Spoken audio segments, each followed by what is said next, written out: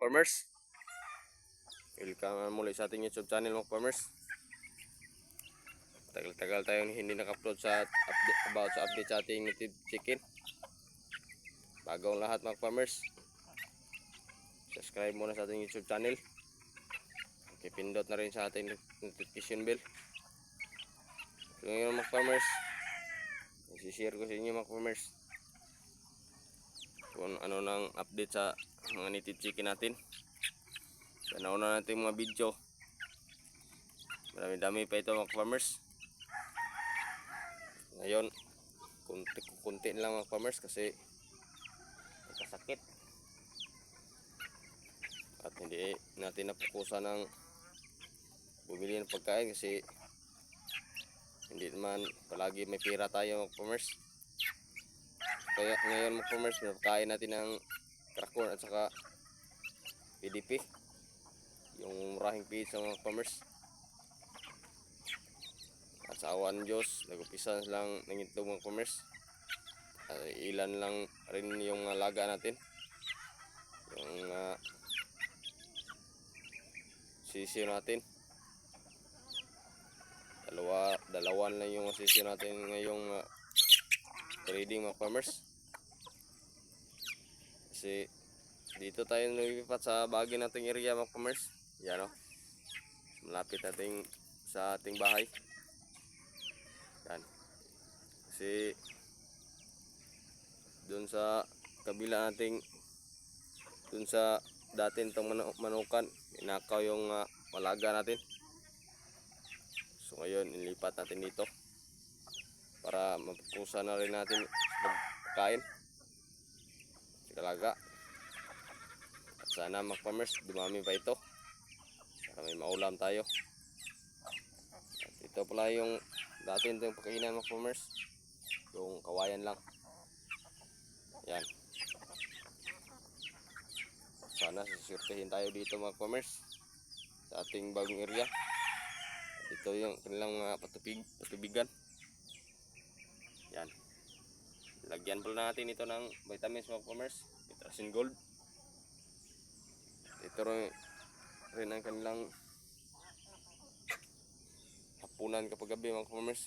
At may pugat sa ibabaw at kabahay na rin para pag umulan o init may sisilungan sila. Yan. Madami yung ipot. May itlog ito mga farmers oh. May ubisan sa itlog dito pa. Yan. At may naglilimlim na dito. Yan o, ang isa. Yan. Dito pa. Wala pa ng itlog dito mga farmers. Yan o. So nagtanong pala mga farmers kung ilang metro ito ang need natin. Nasa 40 square meters ito mga farmers. Paikot. Yan. Bali 2 net ito. Ano? Pinapakain natin na maaga kasi pumasok tayo sa trabaho ngayon. Tapos natin ito. Yan.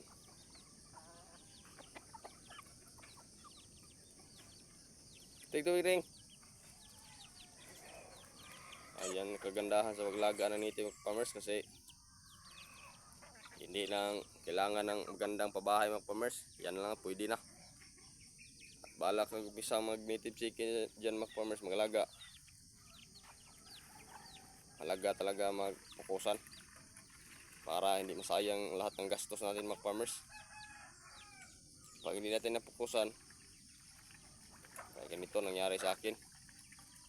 Punti lang mga breeders natin, no? Ilang piraso lang ito. Tarungan ko neng. Yan, lagyan natin tubig ng tubigan kasi masyado mainit dito ngayong tanghali. Yan, isang broodcock na ito mga farmers.